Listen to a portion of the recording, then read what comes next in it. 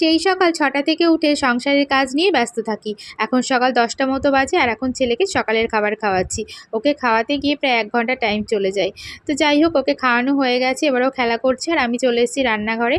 আর এর আগেই আমি ডিম আলুটা সেদ্ধ করে রেখেছিলাম। আর এখানে দেখো আদা, পেঁয়াজ, রসুনটা ছাড়িয়ে নিচ্ছি, এবার টমেটোটা ছাড়িয়ে নিচ্ছি। আজকে কিন্তু শুক্রবার, আজকে ডিমের ঝোলই করব কারণ মাছ শেষ হয়ে গেছে। তো ডিমের ঝোলের মশলা করে নিলাম আর ডিম আলুটা সেদ্ধ করে নিয়েছি। আর এই যে আমি এখানে রান্না করছি আর ও কিন্তু এখানে খেলা করছে। যাই হোক ডিম আর আলুটা এবার ছাড়িয়ে ভেজে নেব আর তারপর কিন্তু ওকে স্নান করিয়ে দেবো। এই দেখো ওকে স্নান করিয়ে দিয়েছি, কারণ কি এবার আবার ছেলেকে আনতে যেতে হবে, সেই জন্য ওকে স্নান টান করিয়ে রেডি করিয়ে দিলাম। আর ওকে স্নান করাতে গিয়ে আমাকে পুরো ভিজিয়ে দিয়েছিল, তাই নাইটিটা চেঞ্জ করে নিলাম। আর এই যে দেখো ওকে এবার চুলটুল আঁচড়ে টিপ পরিয়ে দেবো, জামা প্যান্ট পরিয়ে দেবো।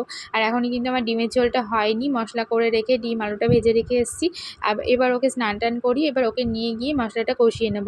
তো এই যে দেখো চলে এসেছি রান্নাঘরে, এবার হচ্ছে ডিমের ঝোলের মশলাটা একটু কষিয়ে নিচ্ছি, কষিয়ে জল ঢেলে দেবো। তো যাই হোক এবার ওকে রেখে আসবো। আর তারপরে আমি কিন্তু ছেলেকে নিয়েও চলে এসেছি। আর এই যে ওর জন্য একটু আম কেটে দিলাম। তো এখন ও আম খাবে, একটু টিভি দেখবে, তারপরে ও স্নানে যাবে।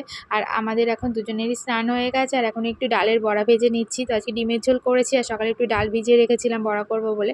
তো আজকে আমাদের দুপুরের লাঞ্চে এটাই মেনু, ডালের বড়া আর ডিমের ঝোল। তো আজকে এটুকুই তোমাদের সাথে শেয়ার করলাম। টাটা।